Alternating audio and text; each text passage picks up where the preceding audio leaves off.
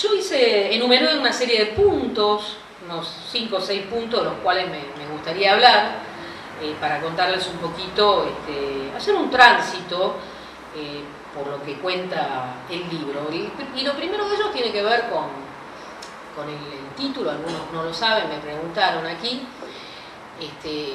Chacra 51 tiene ese título porque en 2011 yo recibí una llamada telefónica de mi hermana, que vive en Neuquén, y mi hermana me comentó que la chacra, esto es la finca, como dicen algunos, de mi abuelo, ¿no?, que tiene por lo menos 70 o 80 años de existencia, donde hay plantas de peras y manzanas, había sido alquilada por un primo mío que estaba a cargo de la administración de esa pequeña propiedad familiar. Había sido alquilada a una empresa petrolera, ¿no?, y que sobresalía una torre de petróleo en el medio de esa chacra, y que por supuesto el último en enterarse había sido mi padre, ¿no? Y que efectivamente estaba muy preocupado porque mi primo había alquilado esa chacra a la empresa petrolera sin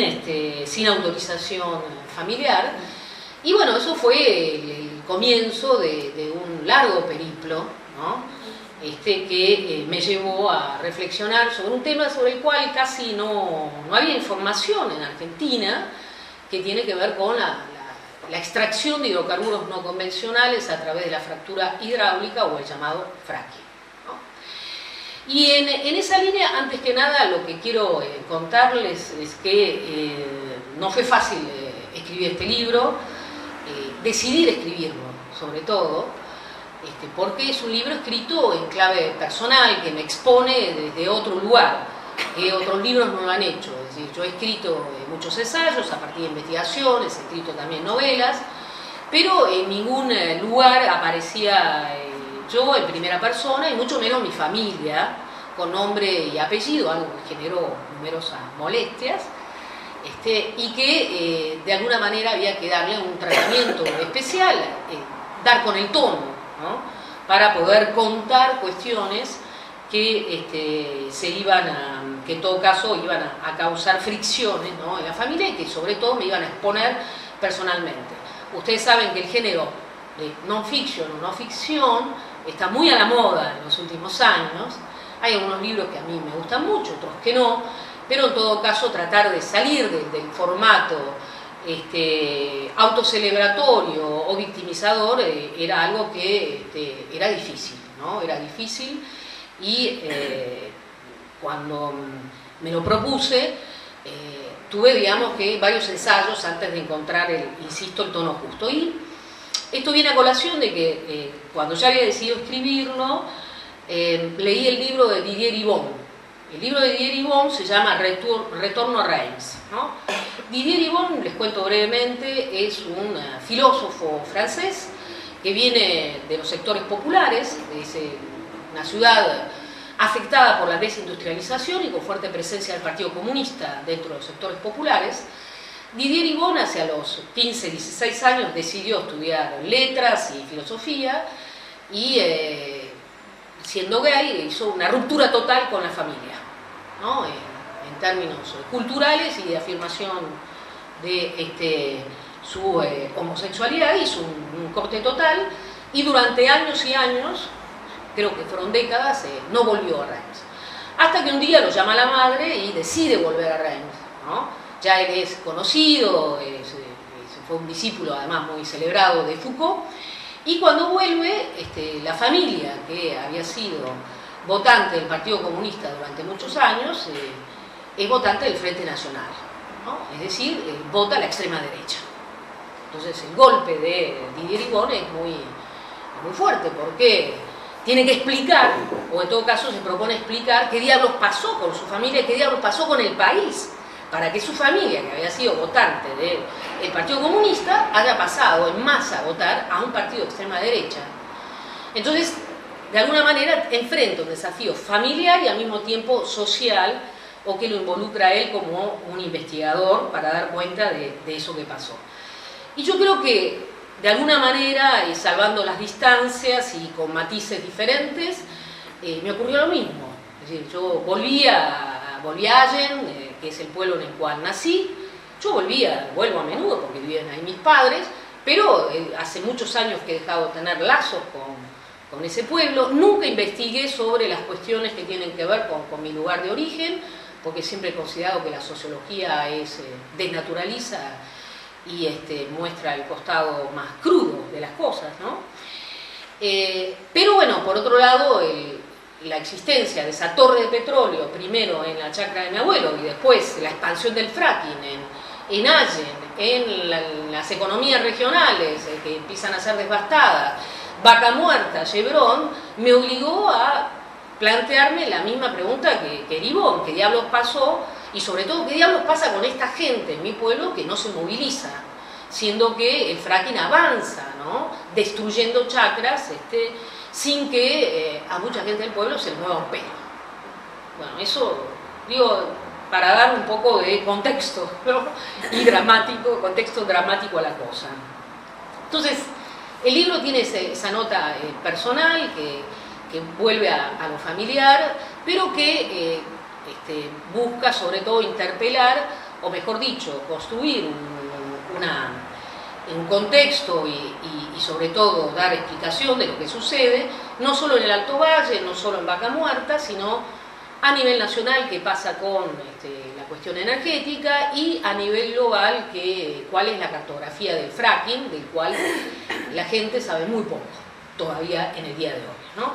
Entonces, digamos que el libro busca, en todo caso, o convoca diferentes registros, y de hecho termino hablando del antropoceno y la crisis socioecológica en clave más o menos colapsista, ¿no?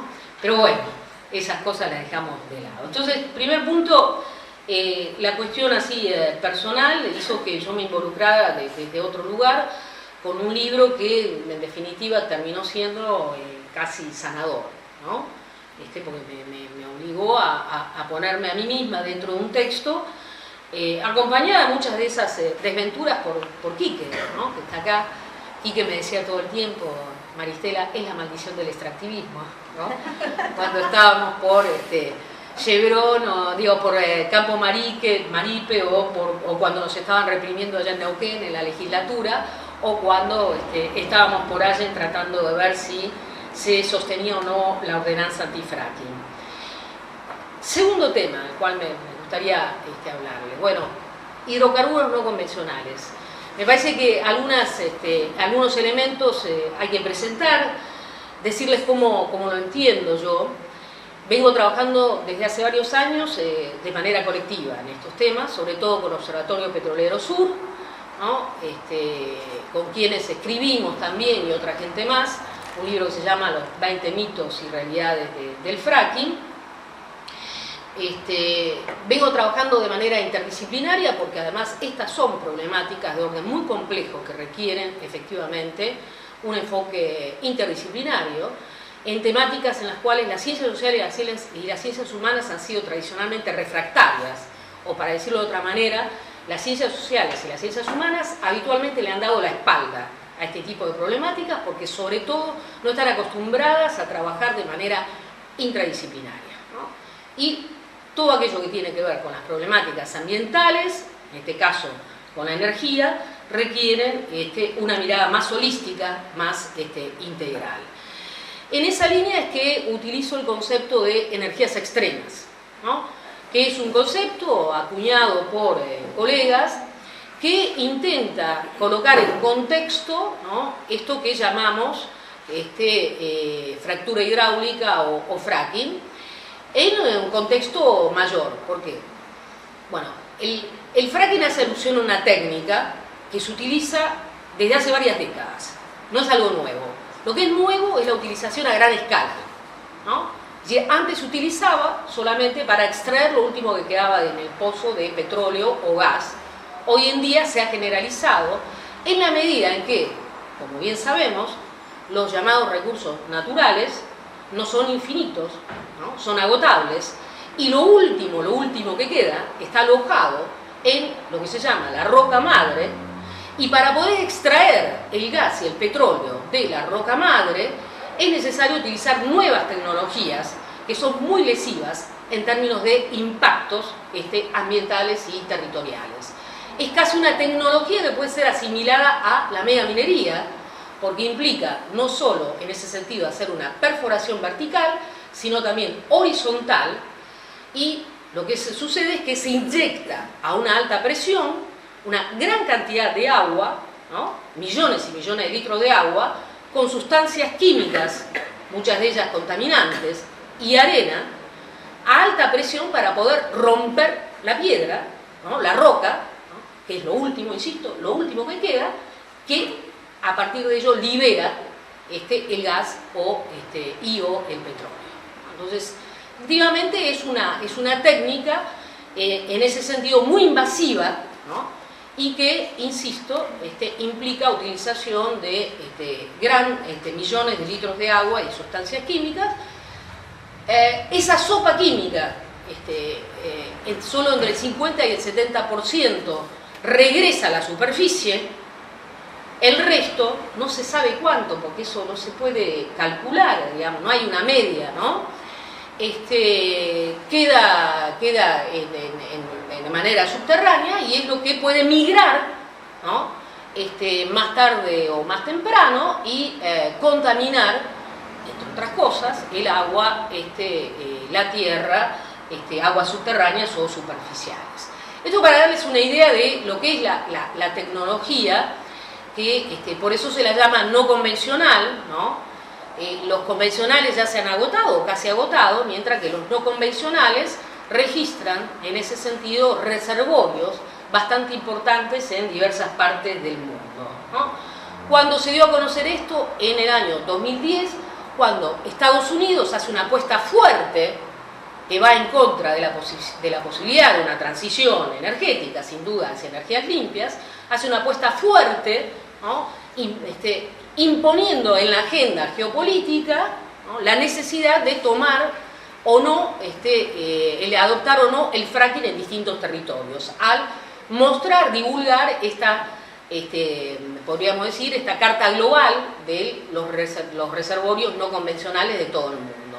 Estados Unidos es el país en el cual se inicia, con grandes irregularidades también en cuanto al uso del agua en ese país, e inmediatamente después lo que sucede es que los distintos países se ven interpelados. Bueno, tenemos reservorios no convencionales, ¿qué hacemos con ellos?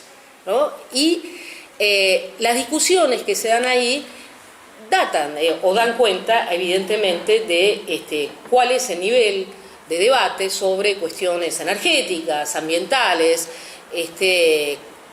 podríamos decir cuál es el nivel también de democratización de las sociedades, etcétera, puesto que mientras en distintos países de Europa, por ejemplo, al expandirse esa cartografía del fracking, fueron varios los países que se sintieron tentados, ¿no? Con la idea de explotar y tener o ser países proveedores, exportadores de petróleo y gas. Bueno, lo que sucedió es que se inició una lucha, ¿no? Una lucha, o diferentes luchas sociales, socioambientales, en varios países europeos, y rápidamente esa cartografía global se fue, podríamos decir, se fue llenando de prohibiciones y suspensiones, moratorias del fracking, ¿no? La primera de ellas fue en Francia, en 2012, pero le siguieron varios países europeos, varias ciudades y localidades de Estados Unidos, que ya tienen una historia también de impactos ambientales y sanitarios respecto del fracking. Lo que quiero decir es que en todo caso se abrió una discusión, a un debate en diferentes países que derivó o en moratorias o en previsiones, en algunos casos en avance. En Argentina no hubo debate alguno. Pero vuelvo a la idea de las energías extremas, ¿no? Que es un concepto interesante para proponer, porque cuando hablamos de energías extremas estamos haciendo referencia al hecho de que efectivamente el contexto hace que la explotación de estos recursos no convencionales sea mucho más riesgosa desde el punto de vista ambiental, ¿no? ¿Por qué? Porque estamos también en un periodo, ya en una época de crisis ecológica. Los riesgos no son solo ambientales, son también laborales, el rendimiento, la tasa de rendimiento energético de los hidrocarburos no convencionales es mucho menor que la de los convencionales. Para darles un ejemplo, un pozo de fracking al segundo año rinde el 50% menos que un pozo de hidrocarburos convencionales, y al segundo año ya el 70% menos. Entonces es necesario fracturar o seguir fracturando para poder extraer. La tasa de rendimiento energético, insisto, es mucho menor y es mucho más caro, más costoso desde el punto de vista también económico, por los millones de litros de agua que requiere, ¿no? Y otras cuestiones, además de la infraestructura que también conlleva, ¿no? Digo para darles una idea, ¿no? Cada locación hidrocarburífera puede tener 6, 7, 8 pozos de fracking que además, insisto, se van renovando, ¿no? En ese sentido, los hidrocarburos no convencionales, este tipo de explotación, también necesita mucho más territorio, ¿no? Es muy invasivo en términos de territorio o de utilización intensiva del territorio. Entonces, las energías extremas son varias, no es solamente los hidrocarburos no convencionales a través del fracking, sino también, por ejemplo, la extracción de petróleo o gas offshore, ¿no? Las profundidades del océano, que también entraña graves riesgos ambientales. Están también los crudos bituminosos, que son los crudos extra pesados, que se extraen, por ejemplo, allá en Alberta, en Canadá, que es un verdadero infierno, ¿no? O que se extraen también en Venezuela. En todo caso tenemos, ¿no?, una variedad de hidrocarburos o de energías extremas que entrañan diferentes peligros o riesgos, no solamente de tipo ambiental. Entonces esta me parece que es una categoría interesante para comprenderlo, porque de alguna manera nos invita a pensar desde una lectura más multidimensional el tema del fracking, ¿no? Tercera cuestión, algo ya dije, pero el libro lo muestra muy bien. En Argentina no hubo discusión alguna sobre el tema de la extracción de hidrocarburos no convencionales. Por supuesto, cuando pensamos de hidrocarburos no convencionales, pensamos vaca muerta, ¿no? Es eso lo que se nos viene a la cabeza. Pero Vaca Muerta se inserta en lo que se llama la cuenca neuquina, y la cuenca neuquina abarca toda la provincia de Neuquén, sobre todo la zona de la estepa, el sur de Mendoza, el sur de La Pampa y, atención, el Alto Valle de Río Negro. Eso es toda la cuenca neuquina, donde ustedes encuentran el shale gas y el tie gas que se extrae a través del fracking. Una anécdota, yo me enteré de lo que se venía en 2011, ahí nomás cuando ya estaba la torre asomando por entre los álamos, porque viendo un programa de televisión de estos de TN, lo vi a Pichetto, ¿no?, al inefable Pichetto, que estaba en un reportaje comentando lo de hidrocarburos no convencionales y diciendo que, atención, también hay en el Alto Valle, ahí entre peras y manzanas, hay petróleo y gas que vamos a explotar. Entonces ahí yo dije, no, lo que se viene es otra cosa. No, lo que se viene no es el petróleo tal como lo conocemos, digamos, en todo caso, cerca de las chacras había unos pozos desde los años 70. Yo vengo de la Patagonia, conozco bien Plaza Huíncul, Cutralcó. Neuquén es una provincia petrolera, de una tradición de explotación de petróleo a gran escala, y la pregunta además que todo el mundo se hacía es, ¿te vas a oponer a la explotación petrolera? Está bien con la minería, pero ¿te vas a oponer a esto? Y la verdad es que a raíz de lo que escuché ese día, y después consultando a amigos franceses que ya estaban en la lucha contra el fracking, es que fui atando cabos, ¿no? Y fui atando cabos en un momento en el cual nadie hablaba de eso e insisto, en la familia además me miraban ya de manera rara, ¿no? De manera rara, que iba a ser yo que me iba a oponer a esto, ¿sí? Después de todo ya esa chacra estaba perdida y el petróleo es la base de nuestra civilización, como bien sabemos, ¿no? Entonces, bueno, fue una experiencia de aprendizaje dolorosa. Yo no sabía nada del tema de la explotación petrolera, empecé a leer, empezamos a trabajar ahí interdisciplinariamente, inclusive con ingenieros dedicados al tema. Consulté a tantos ingenieros en esa época que ustedes no se pueden imaginar, ¿no?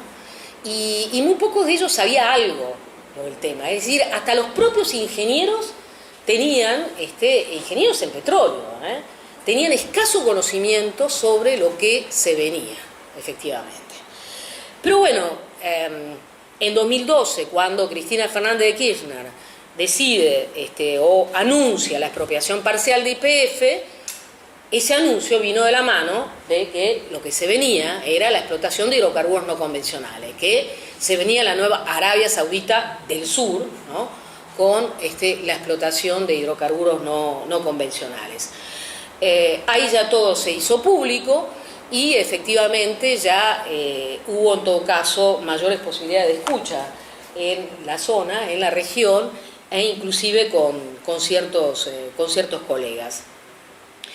2013 fue un año muy especial, quizás algunos de ustedes lo recordarán, porque fue el año en que el gobierno anuncia el convenio entre Chevron e YPF.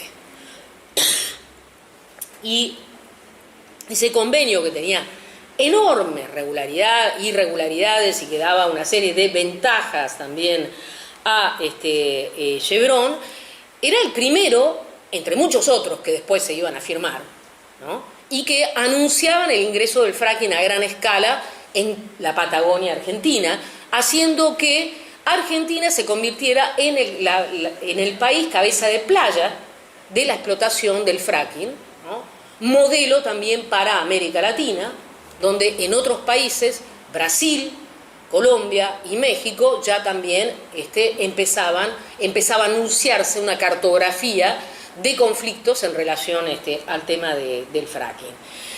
Lo que sucedió es que efectivamente en muy poco tiempo, una oportunidad en la cual se pudo discutir, debatir sobre el tema, tanto en Neuquén como en mi localidad de origen, en Allen, pero una vez que se aprobó en la legislatura neuquina, se convalidó el pacto que se había firmado entre Chevron e YPF, esa ventana de oportunidad se cerró y ya no hubo posibilidad alguna de discutir sobre el tema del fracking. La palabra ya inclusive no se pronunciaba.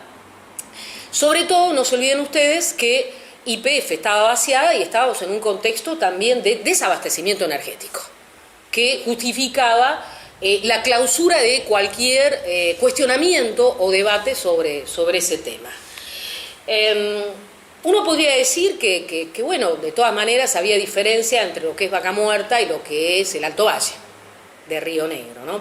Porque Vaca Muerta es un lugar de la estepa bastante alejado, está habitado más o menos, hay unas 20 comunidades de pueblos originarios, comunidades mapuches, que son prácticamente, han sido muy perseguidas y criminalizadas, pero el gobierno había construido un discurso acerca del desierto, un discurso que siempre resulta bien, siempre funcional, ¿no? El desierto neuquino, ahí no hay nadie. Difícil, en todo caso, implementar el mismo discurso legitimador, ¿no? Como diría mi colega Mirta Antonelli, la misma práctica sociodiscursiva en relación a Allen, donde la explotación petrolera avanzaba entre plantaciones de frutales, ¿no? Sin embargo, lo que sucedió es que en ese año 2013 hubo movilizaciones, asistimos a muchas movilizaciones. Me tocó volver al pueblo el cual había dejado de los 18 años, me tocó agarrar el micrófono, hablar con todos los sectores involucrados, los fruticultores, los comerciantes, los sindicatos, las asambleas, la asamblea sobre todo contra el fracking. me tocó estar en reuniones inverosímiles, en las cuales la verdad nunca me hubiese imaginado que iba a estar, en el consejo municipal, hablando con los concejales, en fin, toda esa serie de cosas que hicieron del retorno algo muy peculiar en un momento en que se daba la lucha contra el fracking. Hubo una ordenanza en ese año 2013 que prohibió el fracking, después de una movilización interesante, y 2 meses después el Tribunal Superior de Justicia de la provincia de Río Negro dictaminó que el municipio no tenía la competencia para prohibir el fracking y que por ende la provincia, al ser dueño de los recursos, tenía todo el derecho a hacer lo que quisiera. Y ahí se terminó la lucha, más o menos. Eso es la historia. En este momento, 2019, han pasado 6 años, ¿no? ¿Qué es lo que podemos decir? Voy a decir algo sobre los impactos antes de comentarles algo más sobre Vaca Muerta y el enclave petrolero, ¿no? En 6 años cambiaron varias cosas. Lo que no cambió es que no hay discusión o debate sobre esta técnica o sobre este tipo de explotación, ¿no? Relacionada con la fractura hidráulica. Lo que sí cambió es que se pueden ver ya efectivamente los impactos, ¿no? Y les enumero algunos de los impactos que sobre todo la literatura que nos viene de Estados Unidos ha relevado de manera muy detallada, porque efectivamente el país pionero en el fracking es Estados Unidos, y donde está más estudiado, donde hay más impactos y también uno diría más oposición a nivel local, es en Estados Unidos, y donde han trabajado médicos con periodistas de la mano, algo que sería medio raro de ver acá, sobre todo los periodistas, ¿no? Han trabajado sobre el tema de los impactos del fracking y han sacado textos muy interesantes, ¿no? Muy ligados a ese relevamiento minucioso, ¿no?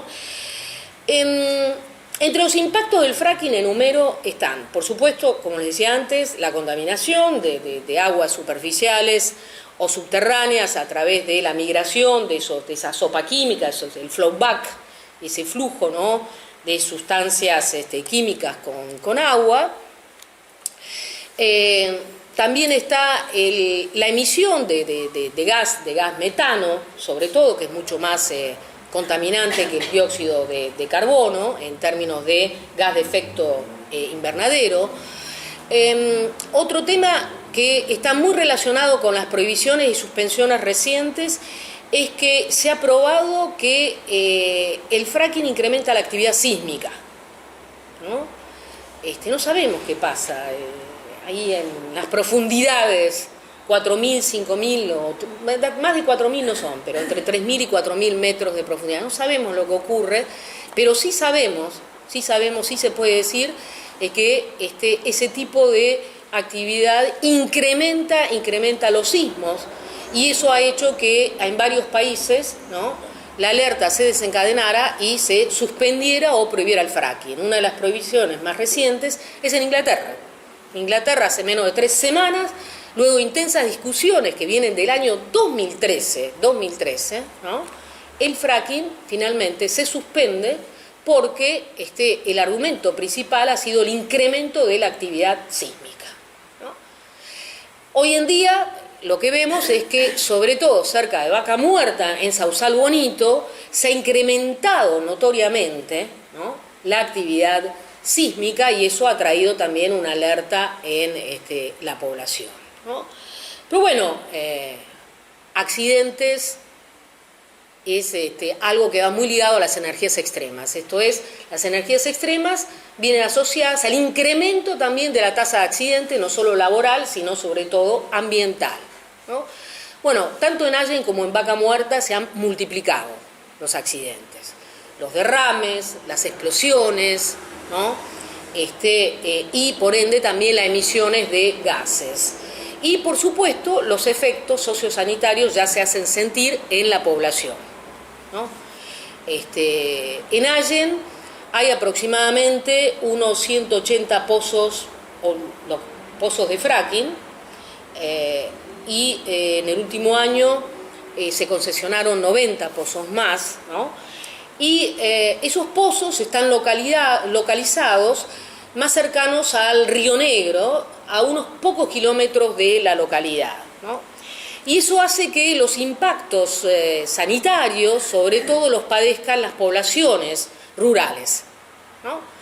Y entre ellos los más pobres, ¿no? Los invisibles de siempre, que son los que protestan, en general van al hospital o no saben ante quién denunciar, o la empresa busca, en todo caso, arreglar, ¿no? De manera privada con los afectados. En el caso de Vaca Muerta hay una serie de empresas que a nivel global son muy importantes, ¿no? Explotando el territorio. En Allen primero fue una empresa norteamericana de nombre indígena, Apache, ¿no? Que tiene una pésima experiencia, sobre todo en Neuquén, tuvo mucho conflicto con comunidades mapuches, y en 2014 Apache le cedió sus activos, le vendió sus activos a YPF, así que ahora está YPF. La YPF abiertamente instalada en esa región, ¿no? Por el momento es la única, aunque ya se espera la inversión de otros capitales, ¿no? Pero bueno, efectivamente lo que ha sucedido es que hay, insisto, numerosos accidentes, ha habido más de 20 incidentes, como le dicen ahí en el lenguaje de las empresas, contaminación de agua, contaminación de tierra, se han secado plantaciones, hay nuevas pestes, afectaciones también a la población, rotura de caños, en fin, todo esto que cada tanto levanta la alarma de la población, cada tanto la población hace catarsis vía las redes sociales, ¿no? Y luego de ello cierra el paquete y no se discute más, ¿no? En fin, los impactos entonces son cada vez más visibles, pero todavía a nivel rural, no a nivel urbano. Una pregunta que yo me hacía, por supuesto, promediando ya el libro, es ¿qué diablos pasa con esta gente del lugar que no sale a defender la matriz productiva? Son las peras y manzanas, ¿no? También hay una importante cantidad de horticultores, sobre todo horticultores bolivianos, y sostiene la idea de que en definitiva habrá un derrame que quizás beneficie a la población, cuando en realidad todavía no se ha registrado el derrame, apenas algunas fuentes de trabajo, algunos puestos de trabajo que con el correr del tiempo también se han diluido como expectativa. Bueno, yo sigo pensando que mucho de ello tiene que ver con que los impactos todavía los siente la población rural, de que hay un racismo ambiental en la población, ¿no? Que es incapaz todavía de captar o de conceptualizar la problemática como una problemática en la cual hay un daño ambiental, hay un daño moral, ¿no? Que tiene que ser en todo caso tematizado. La gente sabe que más allá del discurso del gobierno y de las empresas no pueden convivir el fracking y la fruticultura, lo sabe, pero mucho no se molesta, ¿no? Deja pasar, ¿no? Y así siguen habiendo cada vez más pozos y cada vez más cerca de la localidad, y expandiéndose también en otras poblaciones del Alto Valle, ¿no? Dos cositas más para abrir, porque viste, ya hablé un montón.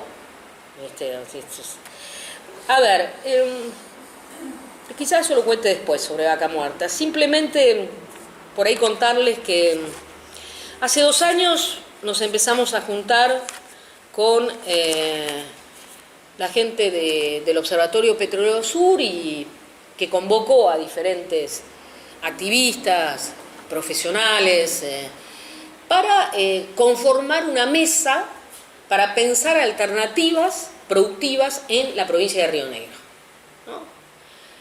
Relacionado con esto, con la preocupación de que Río Negro sufre el efecto Vaca Muerta, ¿no? Cada vez se expande más el fracking en zonas del Alto Valle, pero además hay una expansión de la frontera hidrocarburífera también sobre otros territorios de la propia provincia, Río Negro es una provincia relativamente diversificada desde el punto de vista económico, porque no es Neuquén, que ha habido hace 50 años el petróleo, ¿no? Sino que tiene frutas, tiene verduras, tiene forraje, tiene ovejas, tiene minería seca también, tiene turismo, en fin, ¿no? Está relativamente diversificada. Y a raíz de eso nos reunimos durante 2 años para conversar acerca de las alternativas. La idea peregrina que teníamos era de armar una serie de cartillas para presentar ante los llamados decisores políticos en épocas de campaña electoral, ¿no? Y bueno, en definitiva, no llegamos a tiempo, igualmente muchas puertas no nos abrieron, pero hicimos el balance, hicimos el trabajo, y la verdad es que quedamos nosotros muy sorprendidos por el resultado, porque efectivamente nuestra apuesta, nuestra gran hipótesis es que es posible desarrollar otras alternativas productivas, ¿no?, que van en el sentido de un desarrollo sustentable a largo plazo, que no impacte sobre el ambiente y que no constituya sobre todo a Río Negro en un enclave petrolero, ¿no?, que es en lo que arriesga convertirse en breve tiempo, promoviendo desde energías renovables, promoviendo también, por ejemplo, la producción orgánica. Una de las cosas de las que me enteré investigando para este libro es que el Alto Valle, la producción de frutas y verduras, efectivamente se hace con agroquímicos, pero la utilización de agroquímicos es cada vez menor. Realmente es incomparable la cantidad de agroquímicos, es incomparablemente menor a la que se utilizaba hace 20 años, por lo menos. Y hay también un incipiente desarrollo de producción orgánica. En los últimos años, el 11% de la producción de peras y manzanas fue orgánico, lo cual equivale al 23% de lo que se exporta. Pero no está en manos del Estado el control, sino que en manos de privados.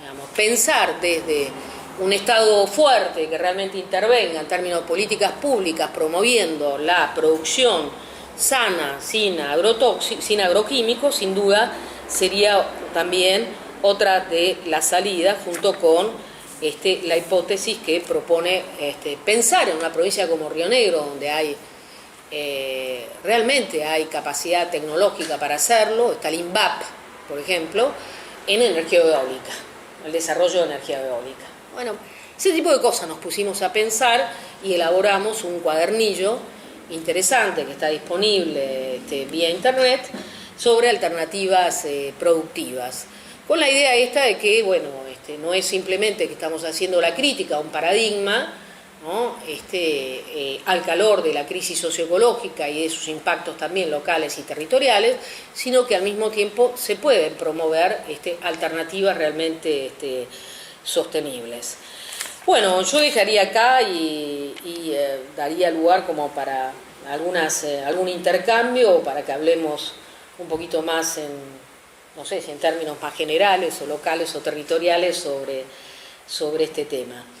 El libro se cierra con una reflexión quizás muy pesimista sobre lo que ocurre en términos de crisis socioecológica, pero viendo lo que pasa con el clima, ¿no?, en los últimos tiempos, creo que no es nada exagerado. El contexto es cada vez más preocupante y los impactos también locales, más allá de las narrativas globales, los impactos locales y territoriales también en nuestro país son cada vez mayores y sin embargo de esto no se habla. Así que bueno, gracias.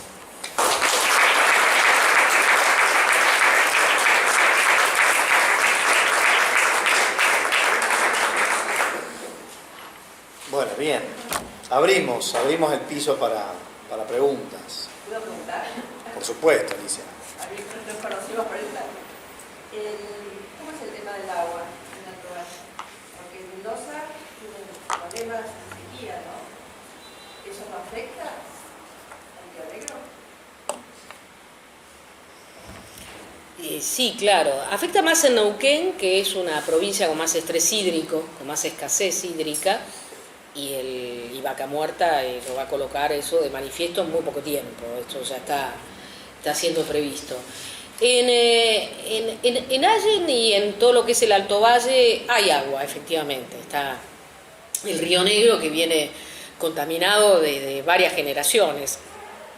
No tiene que ver con el fracking. A mí a veces me preocupa un poco la ligereza con la cual se largan algunas cosas. No es que el fracking ha contaminado todo. Hay una línea de acumulación en términos de contaminación en el Alto Valle que tiene que ver con el uso de los agroquímicos, pero sin duda, y eso ha contaminado las aguas de los ríos, pero sin duda esto, insisto, es como el tiro del final, el fracking, ¿no? Pero por el momento disponibilidad de agua hay. Lo que es muy impactante es ver cómo hacen fracking, es la llegada de los camiones, ¿no? Cuando se dio empezaron con los primeros pozos de fracking, quien descubrió que lo estaban haciendo fue mi padre. Mi padre es un gran personaje literario, ¿no? Y está en este libro, tiene 86 años, es un chacarero de toda la vida, nació entre Acequia y Álamos y ahí va a dejar su vida, todavía con 86 años va todos los días a la chacra y se convirtió en un activista antifracking en los últimos años e inclusive fue durante varios años una de las personas más filmadas, más consultadas por los documentalistas alternativos dedicados a este tipo de temáticas, ¿no? Y encargado de hacer el Toxitour también en toda esa zona del Alto Valle. Y mi padre pasó, yo no lo conté tal cual en el libro porque era mucho más violenta la situación. Yo había sido invitada por la Universidad de Columbia, ¿no? Estaba en Chile, en un lugar así súper elitista, en donde la mitad de la gente hablaba en inglés. Y yo había recibido un llamado de mi padre, no podía atender, no tenía rooming y sabía que había problemas, me quería ir de ahí, realmente quería desaparecer, tomarme un avión, volverme, no sabía cómo hacer. Era feriado, entonces la universidad no estaban abiertas las salas para que tenían acceso a los teléfonos. Yo estaba realmente muy, muy desesperada y cuando finalmente regresé de Chile, estando ahí tan cerca, escucho el mensaje de voz de mi padre que me decía que, 2013 estamos hablando, que me decía que había una fila de camiones, de 20 camiones, llevando agua para ir a los pozos y ahí hacer la fractura hidráulica. Y fue ese día que la gente en Allen efectivamente tomó conciencia de que estaba pasando algo grave, se reunió, hicieron una movilización, pidieron que trataran sobre tablas el tema y una semana después se prohibió, por vía ordenanza, la fractura hidráulica en el pueblo, ¿no? Entonces, fíjate vos, ¿de dónde sacan el agua? Evidentemente ni siquiera se sabe, porque hay muy poca información sobre eso. Y como todo ocurre cerca del río, ¿no? Y la gente le da las espaldas al río, ¿no? La localidad en general no lo ve. Es distinto al caso de Mendoza, donde en Mendoza hay una tradición, inclusive es la provincia de los domadores de agua, ¿no? Hay una tradición de defensa del agua, ¿no? Como bien común, que hizo que ahí inclusive las luchas contra la megaminería tomaran otra dimensión, otra escala, en defensa del agua, ¿no? Y posteriormente en relación al fracking, porque es una provincia que tiene muy poca agua. En el caso del Alto Valle hay mucho más, efectivamente, pero no así tanto en Neuquén, porque el fracking se expande hacia la zona de la estepa. Pero lo que sí, insisto, lo que sí se está denunciando es esto, de que no hay controles, y las aguas ya vienen contaminadas. Ahora, ¿cuándo se han contaminado? Yo creo que viene de más atrás. Lo de no hay controles sirve para contar una anécdota. En Río Negro, bueno, en realidad este gobierno nos acostumbró también, que por suerte se va, nos acostumbró mucho al hecho de que tengamos CEOs o presidentes, directores de empresas en puestos de gobierno, ¿no? Y en Río Negro, la secretaria de Ambiente tiene una empresa de servicios petroleros. Lo repito, la secretaria de Ambiente tiene una empresa, es propietaria de una empresa que hace servicios a las empresas que tiene que controlar. El marido se hace cargo de ellos. Lo denunciamos. Yo digo, escribí en el diario Río Negro, en donde ponían un micrófono, uno lo decía, no se les mueve un pelo. No se les mueve un pelo. Magdalena Odarda, que en ese momento era senadora nacional, lo denunció también. No se les mueve un pelo. Es decir, la persona que ha estado a cargo de controlar todo eso está en el negocio del petróleo.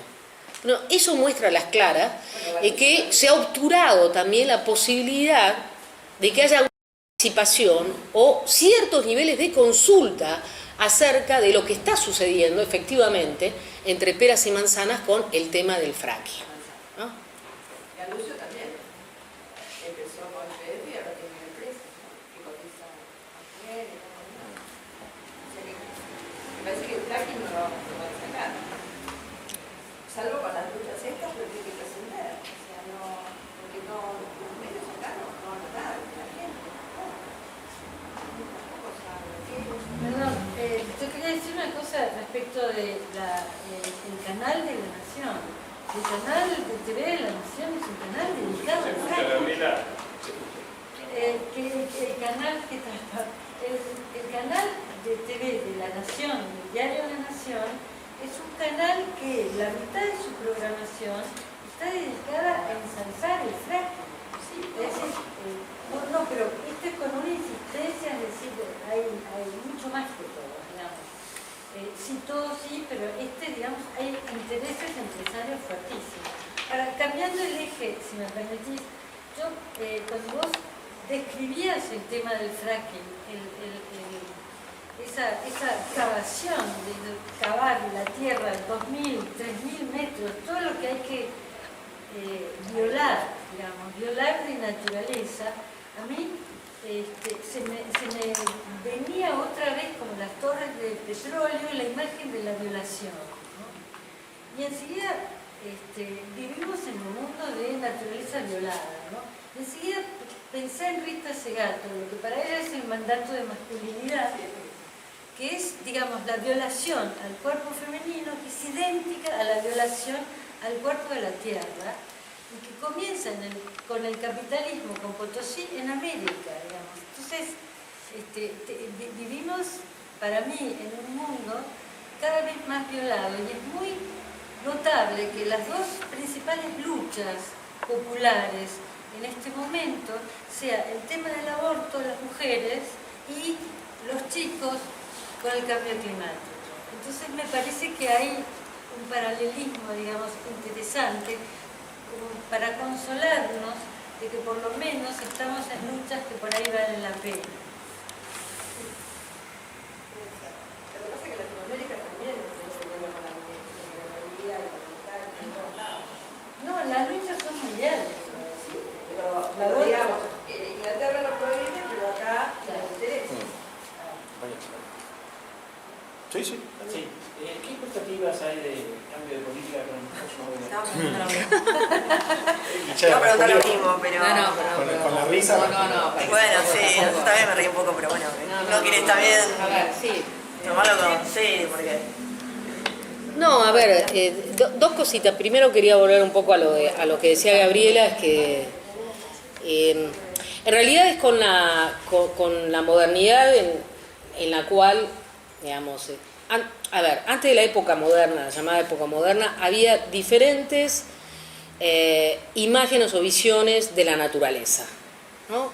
Estaba también la visión pachamámica, la visión más organicista sobre la naturaleza, que en todo caso convivía con aquella otra que luego se va a tornar dominante, que era la imagen a partir de la cual se divide, ¿no? Se establece una división entre sociedad y naturaleza, y el ser humano es concebido como algo externo a la misma, ¿no?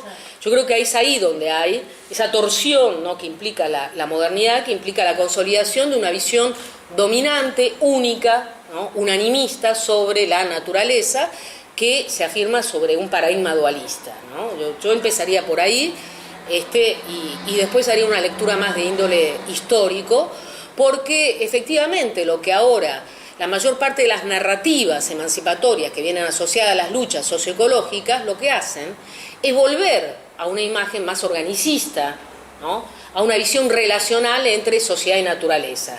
Desde el ecofeminismo hasta las miradas más ligadas a la noción de derecho de la naturaleza o en vivir de pueblos originarios, insiste en que es necesario colocar en el centro, ¿no?, una visión más relacional que marque la interdependencia entre sociedad y naturaleza. Y eso sin demonizar lo que ha ocurrido, porque cuando, sobre todo en el Alto Valle, me toca explicar estas cosas, yo siempre les digo, miren, somos conscientes, la nuestra es una civilización fundada en el petróleo, ¿no?, pero hay que tomar conciencia de que esto se termina, que estamos ante el final de las energías baratas y abundantes, y que es necesario repensar a la civilización desde otra base. Los combustibles fósiles, digamos, encontraron un límite natural y ecológico. Natural porque son recursos naturales que no son infinitos, se acaban como tal. Y ecológicos porque los impactos de los mismos implican ya o colocan en grave riesgo la reproducción de los ecosistemas y de la vida misma. Entonces, a partir de eso es que tenemos que repensarlo, y no es que uno esté en contra del petróleo, ¿no?, se entiende, sino que hemos tomado conciencia en los últimos 20 años de que no es posible seguir así, ¿no?, en términos de humanidad, no será posible la vida en los tiempos que corren. A mí me parece que ese es un elemento fundamental. A mí me toca charlar con gente que no puede desnaturalizar fácilmente, porque, insisto, la nuestra es una sociedad o una civilización muy asociada a los combustibles fósiles. Hay combustibles fósiles por todos lados. El micrófono que tomo, ¿no?, los plásticos, todo. Entonces, implica repensar el fin de las energías baratas y abundantes, también un escenario más austero a futuro. Segunda cuestión, ¿qué pensamos en relación a nivel nacional? Imagino que preguntás, Alberto, sobre esto. A ver, volvamos un poco más atrás. El kirchnerismo siempre tuvo un punto ciego con este tema y no pudo tematizarlo. Entonces no hubo posibilidad de conversarlo. Tal es así que en el marco del gobierno kirchnerista no hubo promoción de energías renovables. Todo apostado a vaca muerta y se cerró la puerta a las energías renovables. Se hicieron los mapas de los vientos en las provincias, pero se los abandonó después.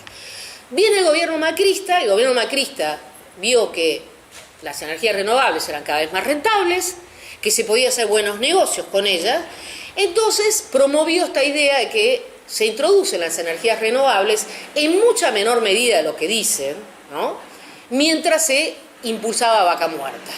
Lo que sucedió es que se impulsaron las renovables, tanto eólica como solar, vinieron los grandes jugadores globales, lo cual hace que gran parte de esas energías renovables esté en manos de grandes corporaciones, esté privatizado. La familia presidencial hizo grandes negocios, sobre todo con los parques eólicos y solares, y por otro lado la dependencia tecnológica es cada vez mayor, sobre todo de los chinos, en relación a los chinos.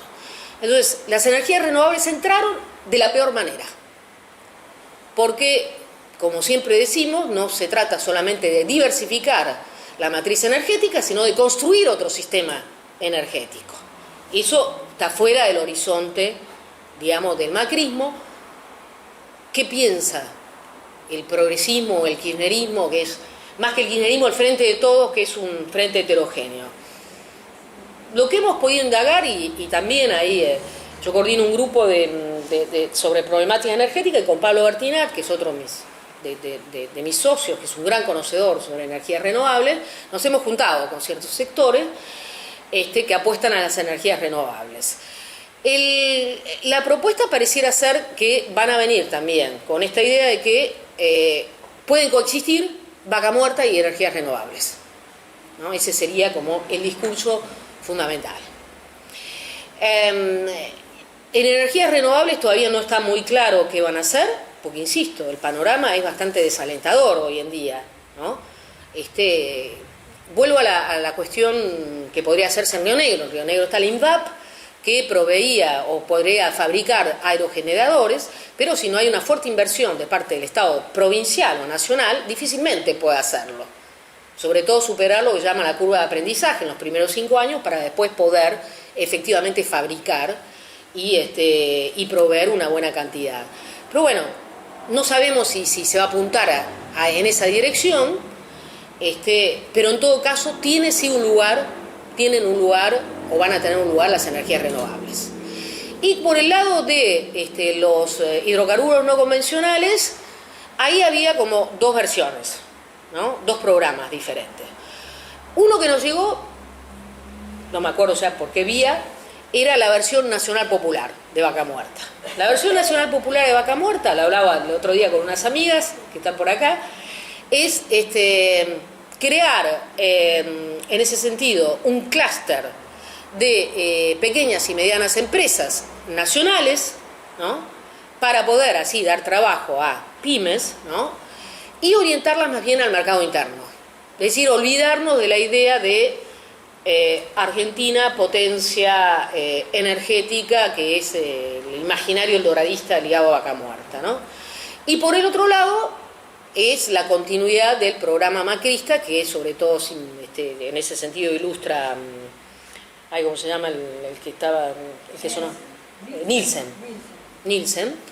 que es un operador de las petroleras, ¿no? Es consultor de las petroleras, y que buscaba efectivamente profundizar el modelo extranjerizante, habilitando inclusive la posibilidad de que las empresas pudieran blindar Vaca Muerta, facilitando a las empresas que pudieran girar sus ganancias y quitándole las retenciones,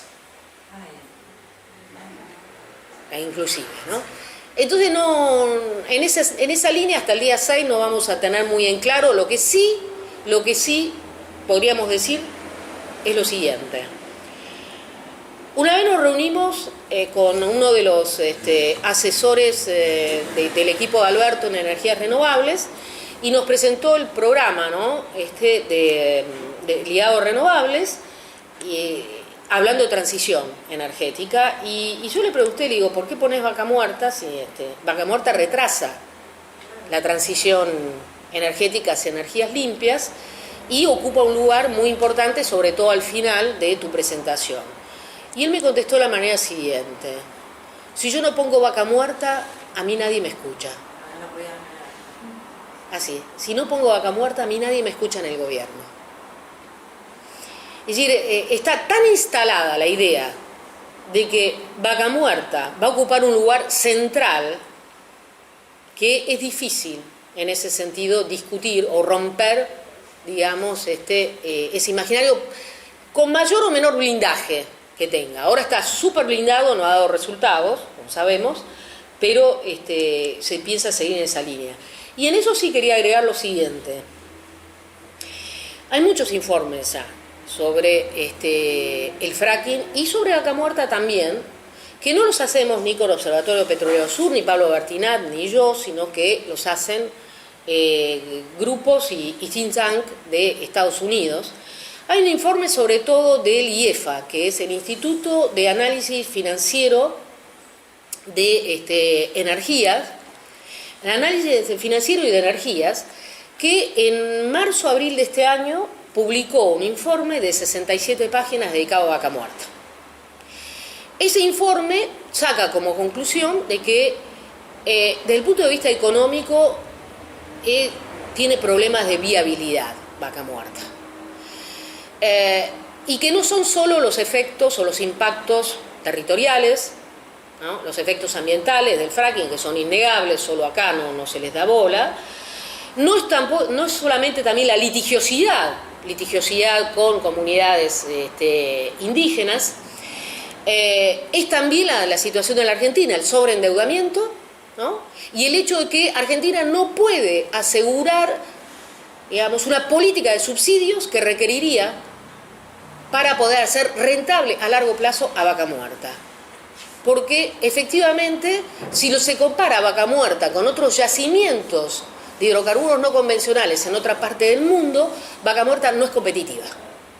Entonces, si uno la compara con, por ejemplo, lo que se llama la cuenca permiana en Estados Unidos, que empezó a ser explotada a la misma época que en Neuquén, Vaca Muerta, hay 10 veces más la cantidad de pozos, ¿no? Y se exporta en cantidades, ¿no?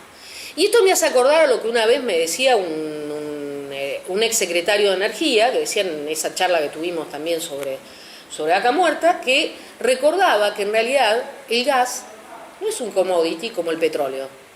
Porque el petróleo ustedes lo extraen, lo meten en un tanque y después de ahí va al barco y se lo llevan. Para el gas necesitas toda una infraestructura enorme.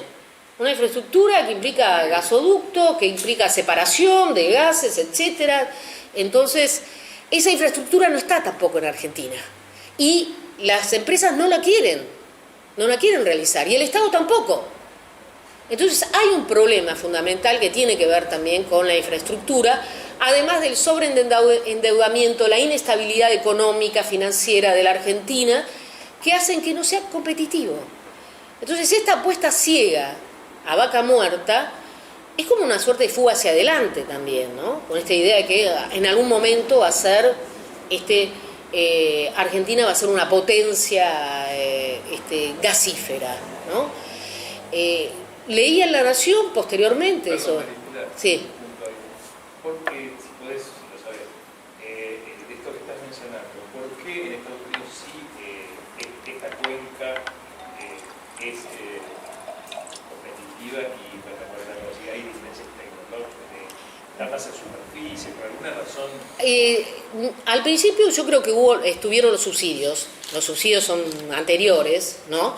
Pero además es mucho más barata la extracción, en términos tecnológicos también, la tecnología que tiene Estados Unidos probablemente le ha permitido el abaratamiento, pero en Argentina la extracción en boca de pozo es entre $2 y $3 más caro el BTU, el millón de BTU, con lo cual efectivamente también está ese problema, ¿no? Igualmente en Estados Unidos está subsidiada y de hecho han empezado a quebrar varias empresas y se habla también de la burbuja del fracking, con lo cual uno podría decir, es cierto, por el momento es más competitivo no solo Estados Unidos, los chinos, los rusos, ¿no? También están exportando gas, ¿no? De gas del fracking. Pero en Estados Unidos también se han publicado artículos, uno de ellos también tuvo mucho impacto porque se publicó en el Wall Street Journal en febrero de este año, y ese artículo lo que hablaba era de la burbuja del fracking, primero por los subsidios que recibe el fracking, que son subsidios ocultos, y segundo por la tasa baja de rendimiento energético. Esto que hace, que les decía, que al segundo año ya se extraiga el 50% menos, el tercer año el 70% menos. ¿En general del fracking o del No, en general del fracking. Exactamente, eso tiene que ver con las energías extremas.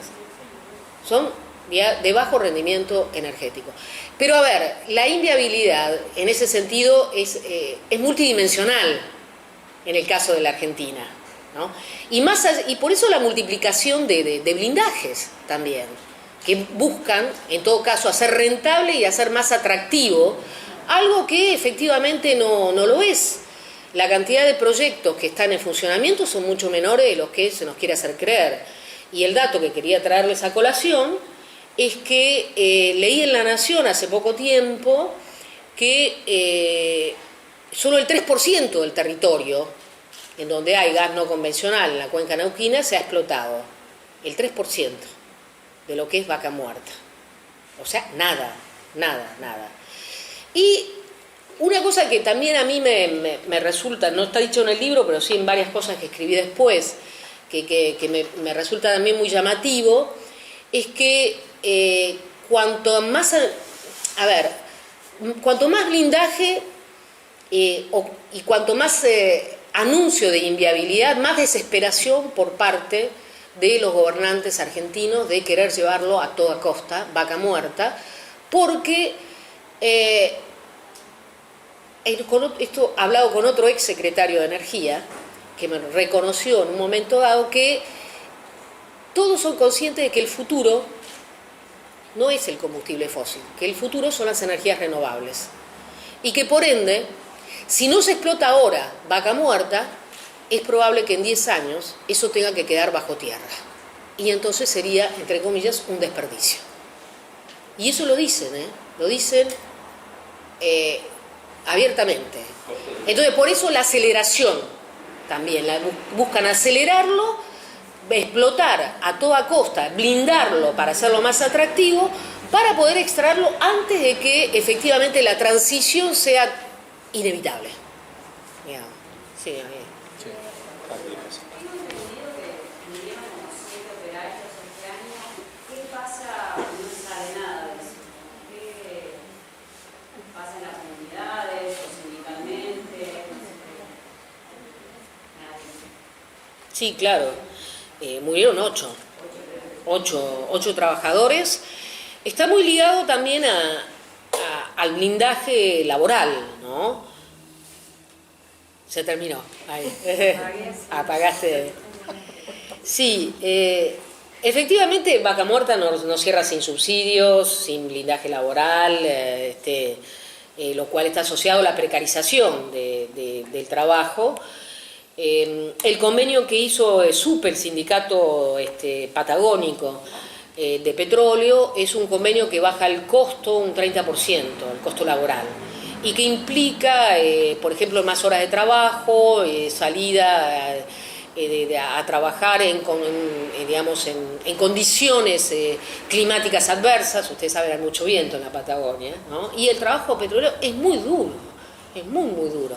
Entonces, efectivamente, como está muy blindado, eso favoreció la precarización y ha muerto ya varios trabajadores. Una vez que me tocó presentar el libro en Neuquén, habían muerto justo 2 trabajadores muy jóvenes en Fortín de Piedra, que es uno de los lugares de Vaca Muerta donde se está explotando. Y eso me trae a colación el hecho de que los 2 grandes temas, ¿no?, por los cuales Vaca Muerta aparece como cuestionada es, por un lado, la flexibilización laboral, los impactos que esto trae, y por otro lado, la actividad sísmica. El incremento de actividad sísmica está preocupando. Esos son como los 2 elementos que de alguna manera hacen planear alguna duda. El resto está muy cerrado. Una provincia tan ligada, insisto, a la extracción de hidrocarburos, eso no se cuestiona mayormente. Y ¿La actividad sísmica, perdona, ha tenido algún impacto en la ciudad de Neuquén o en zonas? No, en Sausal Bonito. En Sausal Bonito, que es una localidad que está cerca de Vaca Muerta, es una pequeña población, y en Cutralcó se ha hecho sentir. Entonces sí, no, es en esa zona. Se han llevado sismógrafos, en fin, a ver. Pero la población urbana todavía no registra eso. Bueno, pero sale en los medios esto. Sale en los medios, se ha dado a conocer, porque no en vano han llevado un sismógrafo, ¿no?, para que efectivamente se dé cuenta de ello. Y después porque hay mucha evidencia ya a nivel internacional que la actividad del incremento, lo digo así, el incremento de actividad sísmica está ligado al fracking también, ¿no? Eso ya no se puede negar. Entonces, efectivamente, es uno de los temas que sí se conversa. En los últimos tiempos lo que hubo en Vaca Muerta, ahora volviendo a este tema de la cuestión, es que, sobre todo el diario Río Negro y La Mañana lo registran todos los días, es que ha habido más telegramas de despido, entre 600 y 800 en los últimos días, y que se espera que el próximo año no haya inversiones en el primer semestre en Vaca Muerta. Es decir, insisto en esto porque todo el tiempo se habla de Vaca Muerta como el lugar prodigioso que nos va a traer la lluvia de inversiones, y la gran bonanza nos convertirá, insisto, en Arabia Saudita del Sur, y sin embargo es una promesa que ni siquiera a fuerza de blindajes sucesivos ha funcionado, ¿no? Sí, maestra, hay un hecho nuevo, a mi juicio, y es que los pocos sectores políticos que tienen claridad y larga tradición de lucha en estos temas, hoy forman parte de la nueva coalición de gobierno. ¿Esto tendrá alguna influencia? Sí, tendría que tener más conciencia, por lo menos. Por lo menos una educación, porque es un tema que como estamos medios analfabetos, la sociedad está analfabeta. Entonces, Pero estoy hablando del plano político. bueno, pero que influye el plano político en la sociedad también. Sí, sin duda. Influye y bueno, pero nosotros también tenemos que presionar para eso. A ver, yo creo que efectivamente O exigirlo de alguna manera, ¿no? el oficialismo, a la clase política. yo creo que, a ver, el Frente de Todos es un conglomerado heterogéneo, ¿no? Sin duda, pero que los sectores de centro izquierda que están en él, que motorizaron estos temas, tienen un lugar muy marginal en esa coalición. Se van a París. Y algunos de ellos... Lo sacan de encima. Y sí. Eh, No, lo mandan a lo negro. Forman parte de la coalición de gobierno, si no decir es un agrupamiento heterogéneo, no demuestra. No, a ver, Alberto, yo quiero pensar, quiero creer que no van a cometer los mismos errores que durante 12 años llevaron a cabo, que fue, digamos, consolidar a las problemáticas socioambientales como un punto ciego no tematizado. Y hablo de los agrotóxicos, las fumigaciones ligadas al modelo de agronegocio, y hablo de la megaminería, y ahora más recientemente del fracking, ¿no? Quiero creer entonces que ha habido un aprendizaje y que esos sectores que durante 4 años han sido oposición han tomado conciencia de la importancia de las luchas socioambientales, han tomado conciencia de la crisis también climática, que es está cada vez más en el centro de la escena. Quisiera creer que efectivamente todo eso va a tener resultados y que al no pensar al Estado como un bloque homogéneo, va a haber ahí ciertas disputas internas que pueden darle viabilidad a algunos temas. Pero, como te digo, quiero creer que uno no se va a tropezar 2 veces con la misma piedra. También quiero creer, pero ¿cuáles son las evidencias? Las evidencias no, a ver, no, más que las evidencias, los indicadores no son buenos. Es lo contrario, los indicadores... Los indicadores no son buenos porque, porque, por ejemplo, está casi confirmado que Cabandier va a ir a la Secretaría de Ambiente. Sí, bueno, tanto como el Rabino Berman. Digo, porque me parece a propósito a la gente. Es decir, la gente que están eligiendo para estos cargos es muy poco prometedor. Y si a todo esto también pensamos que el Congreso no va a tener ya una voz como la de Pino Solana, ni como la de Magdalena Odarda, que eran las que llevaban la voz cantante respecto a las cuestiones socioambientales y también las problemáticas de los pueblos originarios, es también un problema, creo yo. Ahí hay puertas que se cierran más que se abren. Eso es lo que a mí me preocupa más, pero bueno. No habría ningún aprendizaje. Hasta ahora yo no veo ningún síntoma de aprendizaje. Ojalá, pero me desespera no ver lo contrario. Ratificación y... Pará, allá. Vos habías levantado la mano, ¿no? Sí, dale. Sí, yo en realidad me quería enfocar en el trabajo que comentaste que hiciste 2 años con un grupo para dar una alternativa a los hidrocarburos. ¿Qué pasó con eso? ¿No te escucharon? ¿No te lo presentaste en la provincia de Río Negro? A ver, yo participé de una mesa, en una mesa de transición en donde elaboramos alternativas productivas para la provincia de Río Negro, que se acaba de publicar ahora, hace menos de un mes. Y se hicieron varias rondas de presentación en la provincia de Río Negro. En eso se está. Con muy poco impacto. Inclusive la semana pasada yo estuve en Bariloche, presenté mi libro y de paso también hablé del mismo, entregamos varios cuadernillos y seguramente es un camino a hacer, ¿no? Pero por el momento ha tenido sí, muy poco impacto, no hay... ¿No tuviste un interlocutor así, no propio, o sea, algún partido político, digo? Claro, una respuesta. Una respuesta de alguien. A ver, en ese caso tendría que consultarlo más con la gente que está allá, en la provincia de Río Negro. Yo no he tenido contacto con políticos del lugar. En todo caso, además la provincia está gobernada ya por tercera vez por la misma fuerza política, es un partido provincial, tiene una billetera, la billetera del fracking, están en ese sentido, no lo saca más nadie, todo el mundo está hablando de que se ha configurado un nuevo partido provincial al estilo del MPN, del Movimiento Popular Neuquino. Realmente es muy preocupante.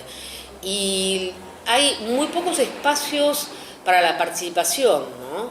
Por eso yo insistía en la idea de que tampoco se abrieron, ¿no?, instancias de consulta acerca de, bueno, qué se hace, qué impacto, si se pueden o no delimitar zonas en las cuales puede haber explotación petrolera o no, qué pasa con las zonas productivas, las zonas que están bajo riego. Nada de eso se discute, nada de eso se discute. No, yo quería aclarar porque cuando digo esto de que hoy esos sectores políticos de larga tradición de lucha para contrarrestar esto forman parte de la coalición, no lo digo en sentido negativo, al contrario, lo digo en sentido positivo. Porque coincido, el Estado es un ámbito especial de lucha política. Además, da un tono distinto a las luchas sociales cuando entras en ese juego.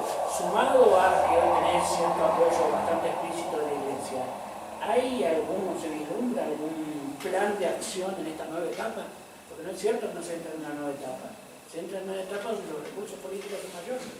Se puede salir escaldado y derrotado en esto, no tengo ninguna duda. Porque se entra en una nueva etapa también me parece claro. Pero frente, digamos, una nueva etapa frente a las políticas energéticas. Porque, bueno, No creo... No parece. Alberto, yo creo que... Sí, Alberto, a ver, yo creo que también por otro lado hay un... ¿Puedo dejar el micrófono? Me escuchan igual, ¿no? Sí. No, mejor. Ok. Silvi, si querés ponerle un poquito más bajo. Igual está propulsado a base de energía fósil, así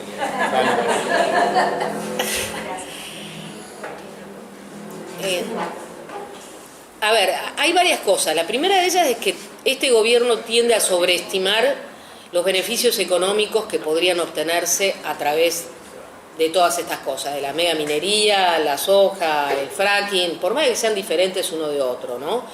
Y se subestiman los impactos territoriales, sociosanitarios, ambientales. En esa línea sigue el discurso.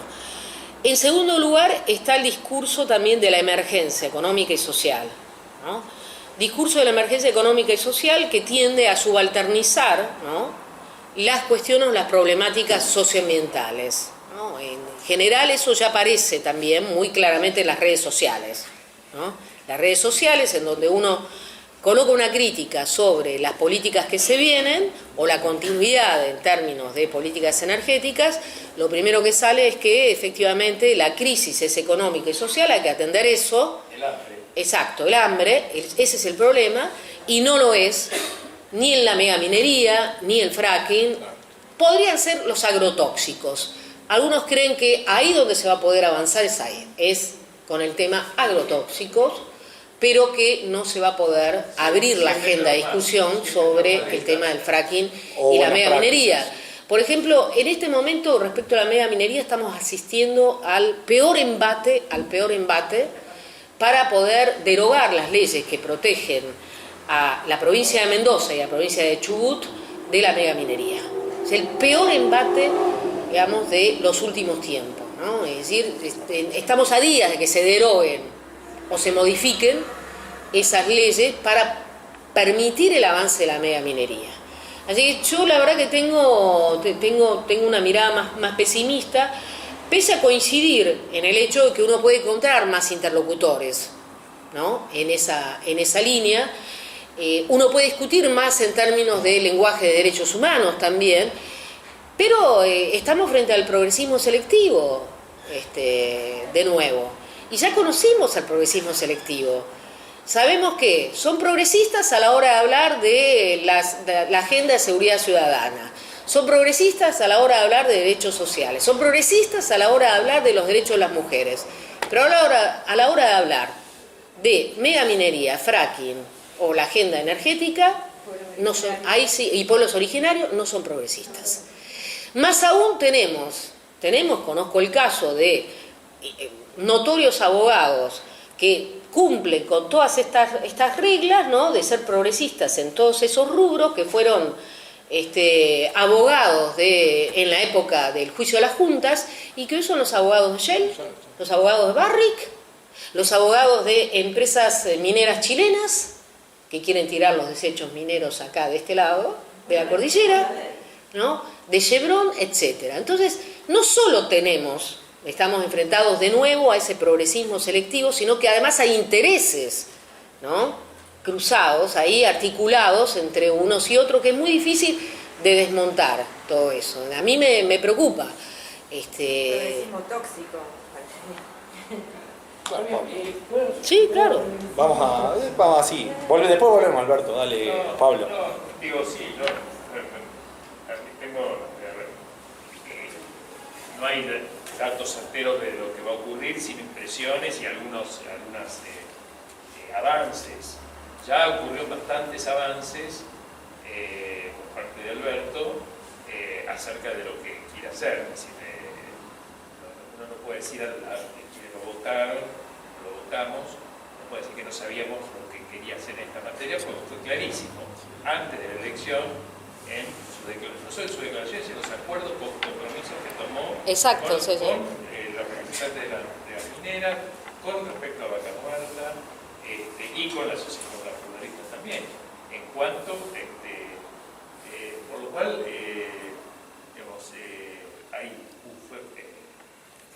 fue sumamente claro, digamos, ¿no? Ahora, tengo la impresión de que, porque creo que son hábiles políticos, y sin embargo, cuando se dice decir punto ciego, no es más que una metáfora. Creo que realmente hay una ceguera política sobre las consecuencias que para la gobernabilidad propia pueden tener esta ceguera. Es que ahí sí creo que va a ser diferente, es una intuición, quizás una expresión de deseo también, pero es una intuición diferente de lo que fue en los 12 años anteriores. El nivel de resistencia, el nivel de movilización social con el que hay y con el que se van a encontrar, que creo que eso no va a disminuir, sino va a ir creciendo. Más allá de que las élites, de que algunas élites hoy sí estén alrededor del gobierno, pero yo apuesto mucho más a los movimientos sociales, que esos no van a reducirse para nada. Es decir, Chubut hoy me parece que es prefigurativo de lo que viene, tanto en el sentido del chantaje desde el Estado, que está sufriendo el pueblo de Chubut, en el sentido de cortarles los recursos, no pagar los sueldos hace meses, para imponer la megaminería como única alternativa a una provincia que si no puede pagar los sueldos. Es el mensaje: si no hay megaminería, este es el destino, no les pagamos. Los docentes no cobran, los estatales no cobran, el pequeño comercio se muere de hambre, etc. Más allá de eso, el pueblo se sigue movilizado, sigue movilizado, y a Mendoza otro tanto. Entonces, yo creo que ahí va a venir hay un nivel de resistencia que no va a retroceder, y que me parece que el elenco del Frente Patriota está subestimando incluso en términos de sus propios intereses de gobernabilidad. Me parece, no lo puedo afirmar, pero tengo la impresión, los síntomas que han nombrado tener un Cabandier, me parece que más allá, no es una traición, me parece una tontería para ellos, en sus propios términos. Ni siquiera intentan engañar. Es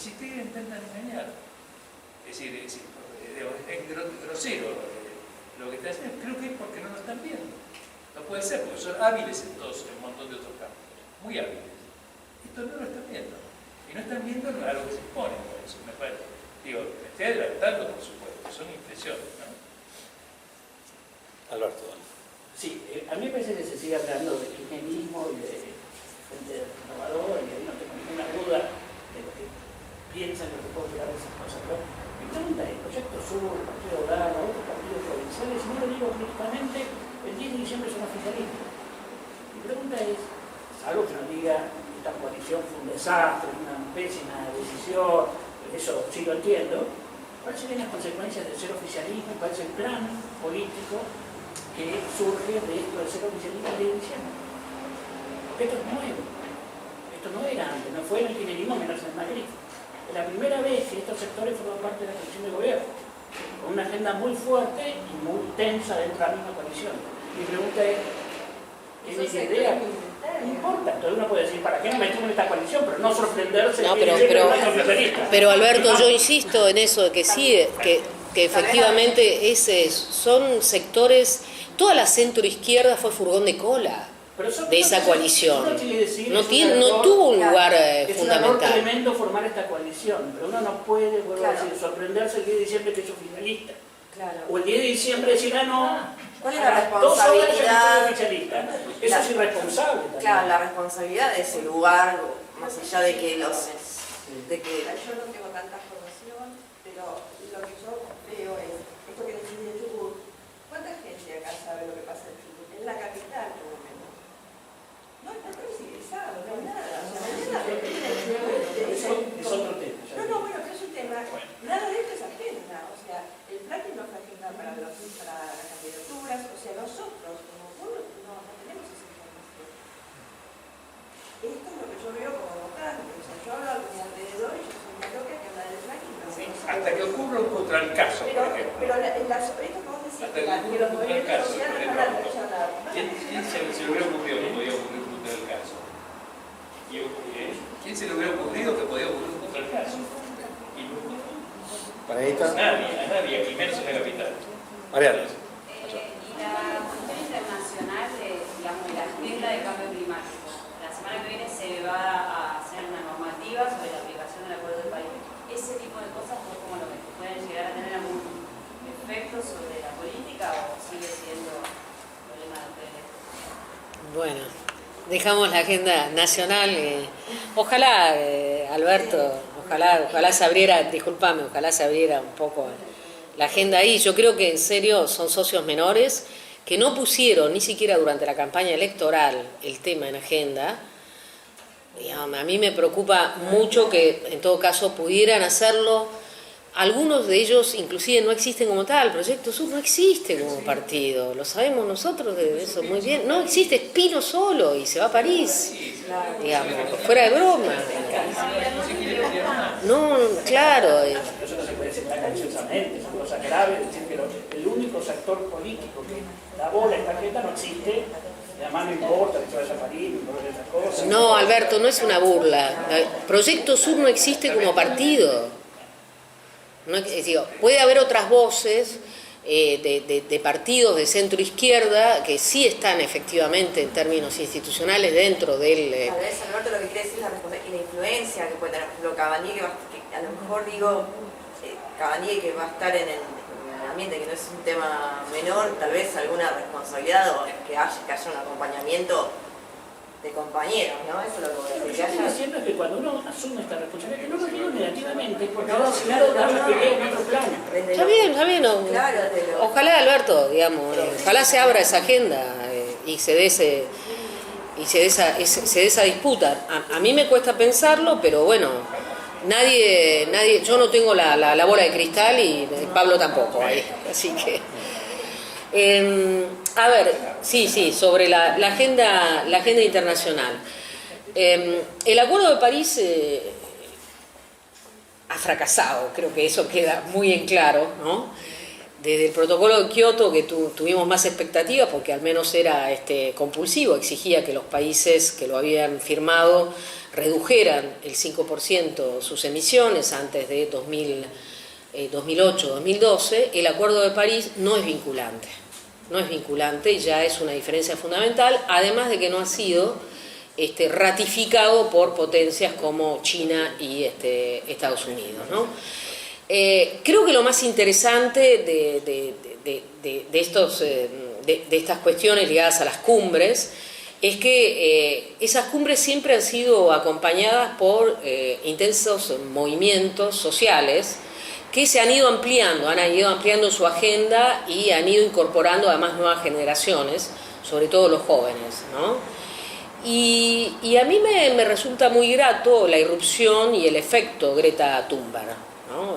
Porque ha colocado en la agenda toda la problemática ligada a, de alguna manera, el incumplimiento de la promesa intergeneracional, que era como el núcleo duro, uno de los núcleos duros. El otro núcleo era poder mantener, en todo caso, los ciclos de la vida, y el otro era que el planeta que le vamos a dejar a nuestros hijos y nietos.